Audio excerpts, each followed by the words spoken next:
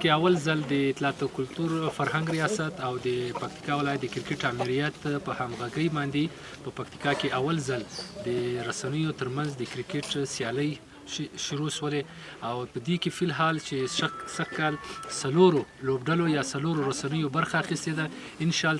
انشاءالله دا به هر کال ته دا لړۍ غځول کیږي او نورې لوبډلې نورې رسنۍ به هم پکې شامله کیږي، نور به هم خوندور کیږي.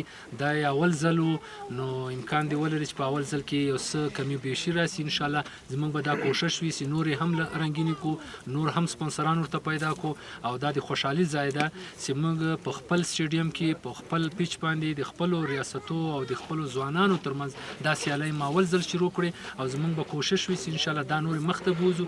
دا د یو لیګ سیستم باندې څلورې لوبډلې دي چې هغوی به خپل هر لوبډلې سره یوه لوبه ترسره کوي. په اخر کې دوه ټاپ لوبډلو ترمنځ به پایلوبه کیږي. پایلوبې نه پس هغو ته به بیا د سږ کال د رسنیو د چمپین خطاب ورکول کیږي.